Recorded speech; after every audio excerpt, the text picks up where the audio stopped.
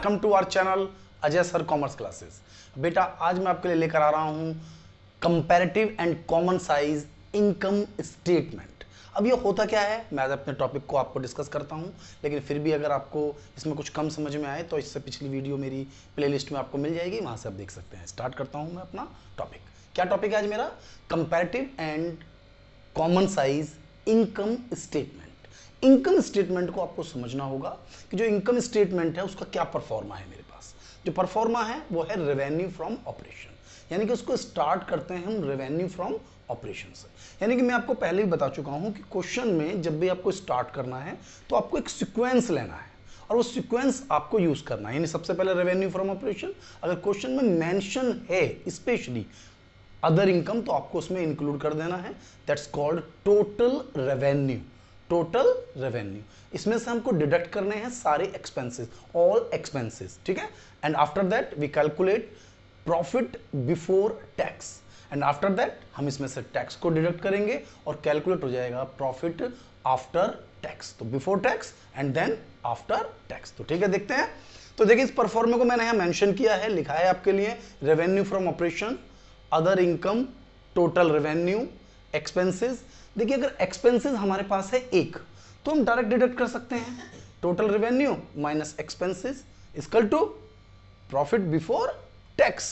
Profit before tax. लेकिन अगर expenses more than one है तो हम इसके लिए टोटल्स अलग से करेंगे। देखिए 3 एक्सपेंसेस दे रखे हैं, मैं यहां पर मैंने टोटल लिया हुआ है प्रॉफिट बिफोर टैक्स, फिर उसमें से टैक्स डिडक्ट करेंगे और कैलकुलेट होगा प्रॉफिट आफ्टर टैक्स। इसको मैं एक पूरे क्वेश्चन के थ्रू आपको एक्सप्लेन करूंगा, क्योंकि जिस क्वेश्चन से मैंने इसको सॉल्व किया है वो क्वेश्चन मैं आपको थोड़ी देर में स्क्रीन पर दिखाऊंगा। लेकिन मैं इससे पहले आपको समझा दूं कि चाहे आप कंपैरेटिव करें चाहे आप कॉमन साइज कर रहे हो, ये आपको 4 कॉलम्स बनाने ही होंगे। इससे पिछली वीडियो में भी मैंने आपको ये सब बताया था कि हमें कितने कॉलम्स बनाने होते हैं।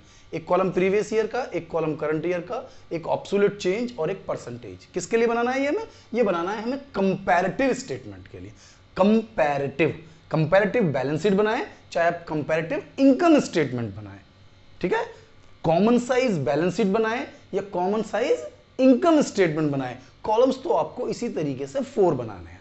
बस ये 2 कॉलम लास्ट के चेंज हो जाते हैं। तो ये दोनों कॉलम हमें बनाने पड़ेंगे परसेंटेज के लिए, क्योंकि जब कॉमन साइज बनाते हैं तो हमें ईच ईयर के लिए एक कॉलम परसेंटेज का बनाना होता है। तो सबसे पहले मैं आपके लिए लेता हूं comparative statement of profit and loss account या कंपैरेटिव इनकम स्टेटमेंट। क्लियर है बच्चा? तो मैं इसको एक क्वेश्चन आपको यहां शो कर देता हूं। तो इस क्वेश्चन पे अब आप देखते हैं तो क्या लिखा हुआ है क्वेश्चन में। क्वेश्चन में आपको दिया हुआ है रेवेन्यू फ्रॉम ऑपरेशन। अब क्वेश्चन में आपको जो बात ध्यान देनी है कि सबसे पहले आपको यहां प्रीवियस ईयर और करंट ईयर लिखना है, जबकि क्वेश्चन में जनरली आपको मिलेगा पहले करंट ईयर और फिर प्रीवियस ईयर, ठीक है। अब बैलेंस शीट के क्वेश्चन में तो आपको एज इट इज लिखना था, केवल कट करके पेस्ट करना था आंसर में।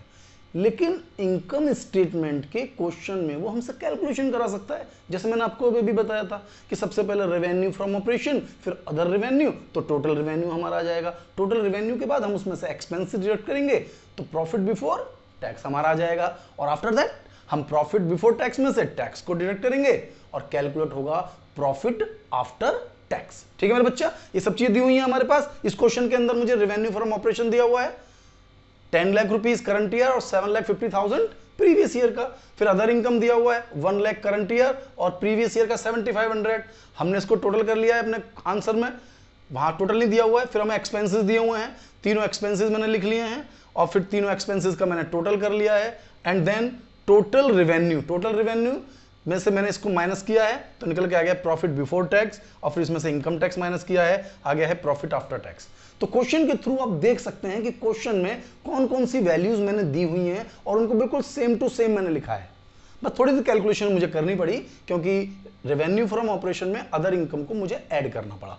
तो टोटल रेवेन्यू आ गया मेरा, चेक कर सकते हैं टोटल इनकम, हम इसको टोटल रेवेन्यू भी कह सकते हैं, doesn't mean. After that expenses, इस क्वेश्चन में एक से ज्यादा एक्सपेंसेस हैं। मैंने इसीलिए ऐसा क्वेश्चन लिया कि अगर हमारे पास एक्सपेंसेस मोर देन 1 होते तो हम किस तरह से कैलकुलेट करते। तो मैं उसी पैटर्न को यूज किया कि भी एक्सपेंसेस मोर देन 1 है। 1 होता तो वेरी इजी था, हम डायरेक्ट टोटल रेवेन्यू में से एक्सपेंस से डिडक्ट करते, प्रॉफिट बिफोर टैक्स हमारा कैलकुलेट हो जाता।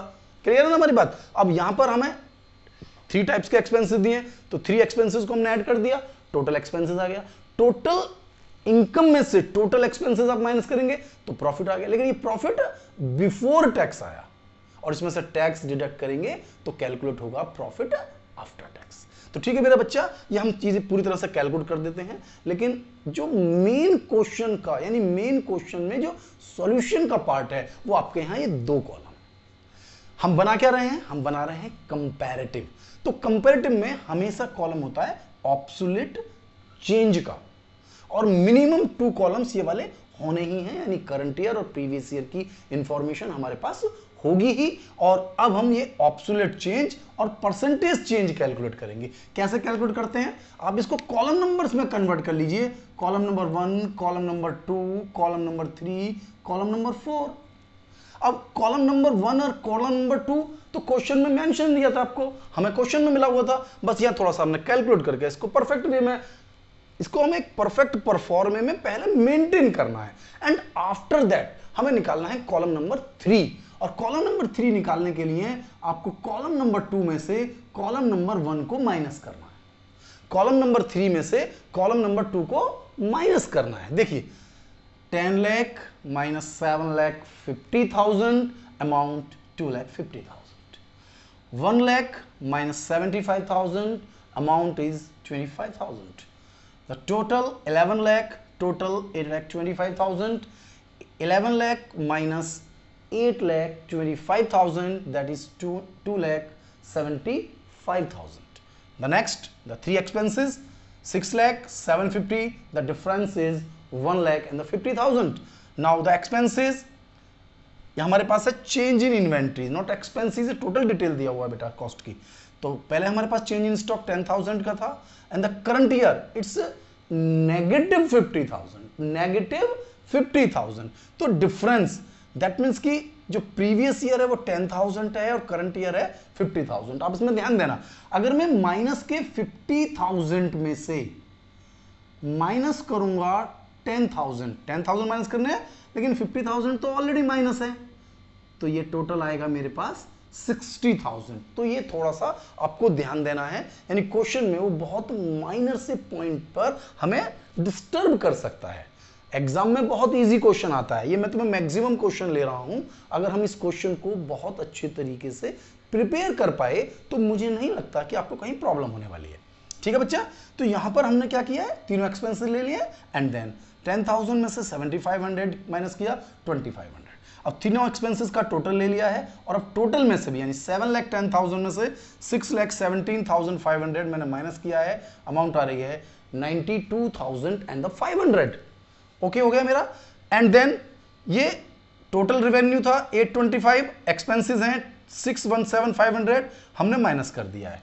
ध्यान देना, इस वाली अमाउंट में से इसको माइनस कर दिया है और ये अमाउंट मेरी कैलकुलेट आ गई है। मैंने मेंशन भी किया है आपके लिए, देखिए ये 1 2 रेवेन्यू फ्रॉम ऑपरेशन को 1 लिखा है, अदर इनकम को 2 लिखा है, टोटल रेवेन्यू को 3rd लिखा है, एक्सपेंसेस को 4 लिखा है। 3rd में से 4 के टोटल को माइनस करना है, तो आ गया प्रॉफिट बिफोर टैक्स। उसके बाद इसमें टैक्स की जो रेट है वो 50% है क्वेश्चन में, तो हमने इसका 50% टैक्स डिडक्ट कर दिया। आपको क्लियर भी हो गया कि भाई किसी में से 50% डिडक्ट करूंगा तो बचेगा कितना, 50% ही बचेगा। यानी 2,07,500 का हम 50% माइनस करेंगे, यानी कैलकुलेट करेंगे 50%, 103,750, तो डिफरेंस भी 103,750 ही आने वाला है। तो जो हम प्रीवियस ईयर में कर रहे हैं सेम पोर्शन हमारा करंट ईयर के लिए है। करंट ईयर में भी हमारे पास टोटल हो गया 3 एक्सपेंसेस का टोटल हो गया, 11 में से हमने माइनस किया 7,10,000, 3,90,000। आफ्टर दैट हम इसमें से डिडक्ट कर देंगे 50% टैक्स 1,95,000 एंड डिफरेंस इज 1,95,000। ये हमने किया था इधर, और इधर हम क्या कर रहे हैं, ऑब्सोल्यूट चेंज करंट ईयर में से प्रीवियस ईयर की वैल्यू को माइनस कर रहे हैं।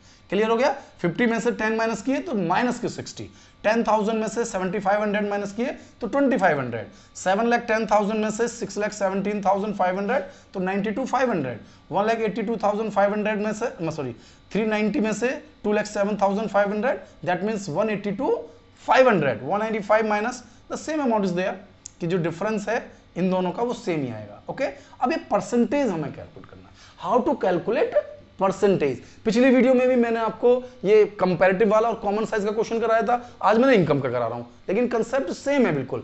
यानी 4 कॉलम को आपको कैलकुलेट करना है, तो जो 3 नंबर कॉलम है इसको डिवाइड कर दीजिए 1 नंबर कॉलम से इंटू 100। अब देखिए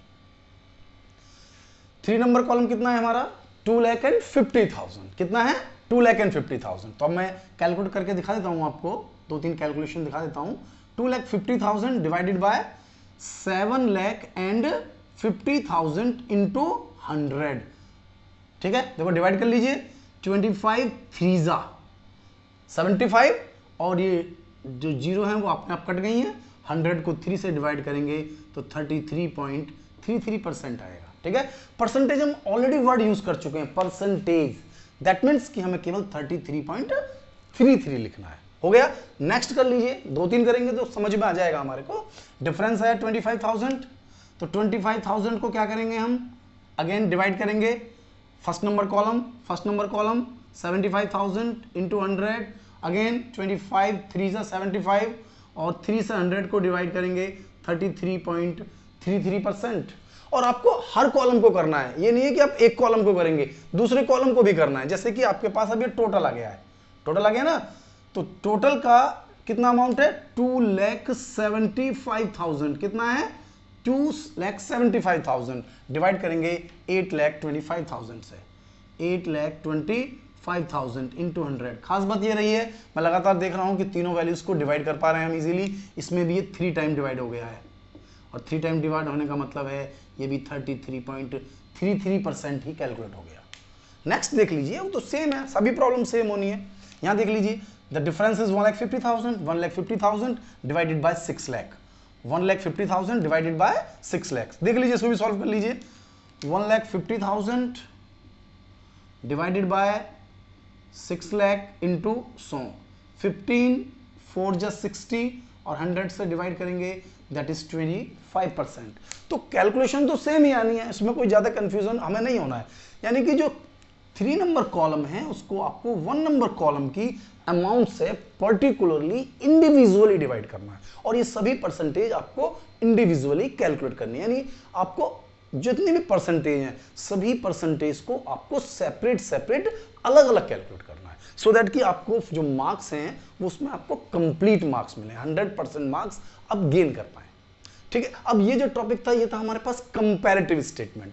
अब अगर हम इसी क्वेश्चन को हम सेम क्वेश्चन ले रहे हैं, क्योंकि ये जो 2 कॉलम्स हमने यहां बनाए हैं, ये 2 कॉलम चाहे आप कंपैरेटिव करें चाहे आप कॉमन साइज करें, ये दोनों कॉलम हमेशा सेम ही रहेंगे, सेम ही रहेंगे। तो इन 2 कॉलम्स में कोई चेंजेस नहीं होनी है। यानी कि अगर ये कंपैरेटिव की जगह कॉमन साइज आ जाता है तब भी हमें सेम परफॉर्मा ही यूज करना है।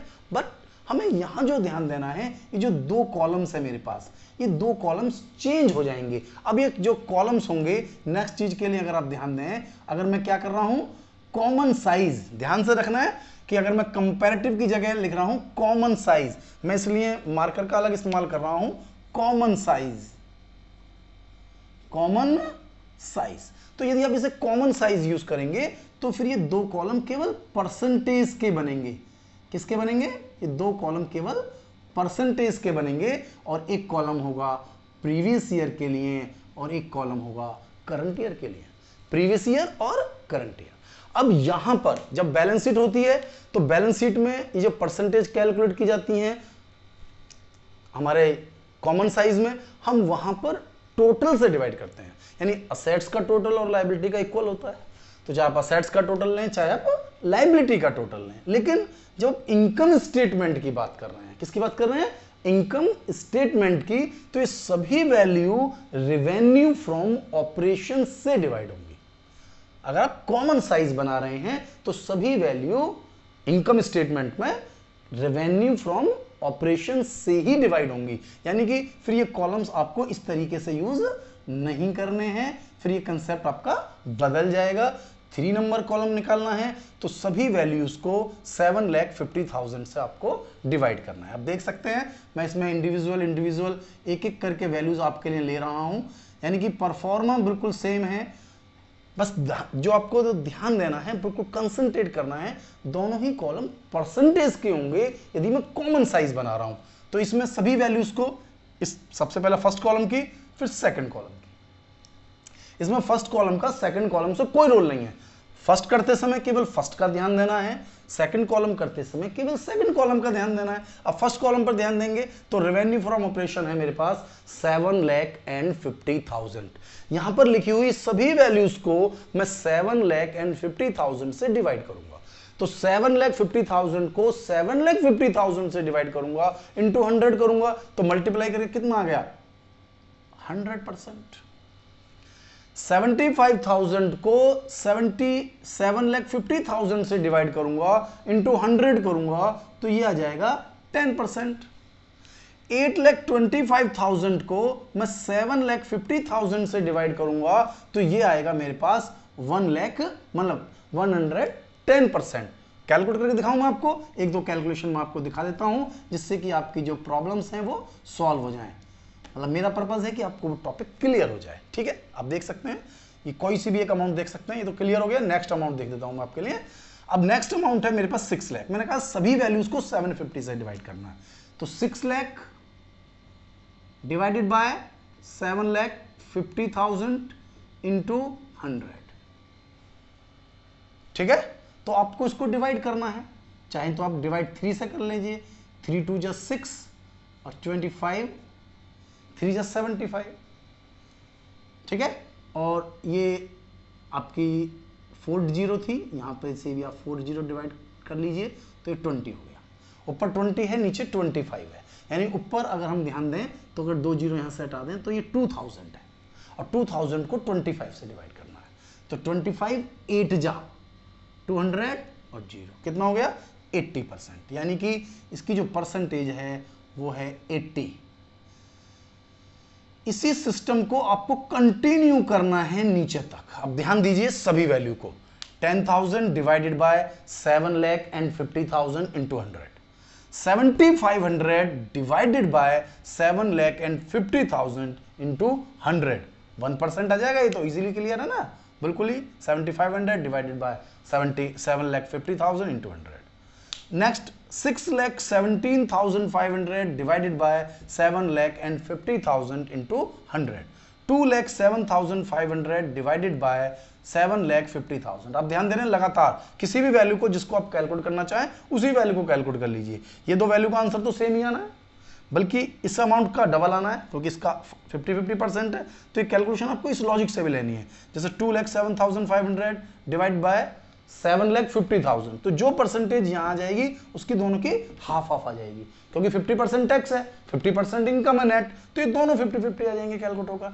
ऐसे ही करंट ईयर का, अगर आप करंट ईयर की भी कोई भी परसेंटेज कैलकुलेट करेंगे तो ये सभी परसेंटेज इसी स्टाइल में, यानी कि इसमें सभी वैल्यूज का टोटल है 10 लाख रुपीस। कितना है 10 लाख, यानी रेवेन्यू फ्रॉम ऑपरेशन 10 लाख है, और सभी वैल्यूज को मैं 10 लाख से ही डिवाइड करूंगा।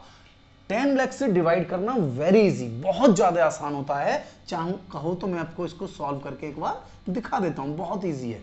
देखिए 10 लाख को 10 लाख से डिवाइड करूंगा तो 1 इंटू 100, तो ये वैल्यू तो हमेशा 100% आनी ही है, इसमें तो कोई कंफ्यूजन कभी होगा ही नहीं।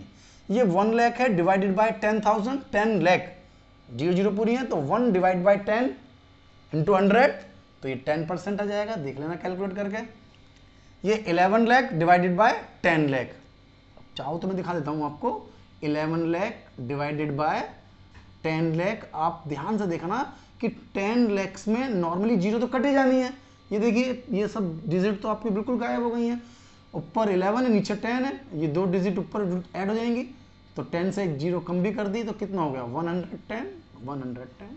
चेक भी कर सकते हैं आप, 100 प्लस 10 110, 100 प्लस 10 110, क्योंकि टोटली तो ले रहे हैं हम यहाँ पर देखिए आप 7,50,000 divided by 10 lakh, 7,50,000 divided by 10 lakh into 100, that means 75%। इसको तो बहुत इजीली कैलकुलेट कर सकते हैं। 50 को लेंगे डिवाइड बाय 10 लाख, भाई 4 डिजिट कट जाती है मेरे पास, कितनी बच जाती है, यानी कि 5%। लेकिन 5% नेगेटिव, ये आपको ध्यान देना है। ये 5% है लेकिन नेगेटिव है। ये 10,000 है, ये 1% है लेकिन पॉजिटिव। ये 7,10,000 डिवाइड बाय 10 लाख, यानी कि 71%। 3,90,000 देखेंगे तो 3,90,000 डिवाइड बाय 10 लाख, क्योंकि 10 लाख से डिवाइड करके तो कोई कैलकुलेशन है ही नहीं, डिजिट काटनी है केवल 39%। इसे देखेंगे तो 19.5%, 19.5%। तो परसेंटेज कैलकुलेट करना उतना ही इजी होता है यदि हमारे पास रेवेन्यू फ्रॉम ऑपरेशन एक पर्टिकुलर अमाउंट हो, 1 लाख, 2 लाख, 5 लाख, 10 लाख, तो कैलकुलेशन थोड़ी इजी सी होती है। तो जर्नली तो मैंने आपको कंपैरेटिव और कॉमन साइज दोनों के पैटर्न को समझा दिया, यानी कि अब इसके बाद आप इस चैप्टर से रिलेटेड किसी भी चीज में आपको प्रॉब्लम नहीं होगी। अगर आपने बैलेंस शीट का परफॉर्मा पढ़ना है, बैलेंस शीट का कंपैरेटिव कॉमन साइज पढ़ना है, तो पिछले वीडियो में आप मेरी देख सकते हैं। और ये मेरी वीडियो आपको कैसी लगी, इस वीडियो को लाइक करें और चैनल को सब्सक्राइब करें। अगर आपको कहीं कोई प्रॉब्लम है तो आप मेरी इंस्टा आईडी पर मुझे मैसेज कर सकते हैं। Thank you.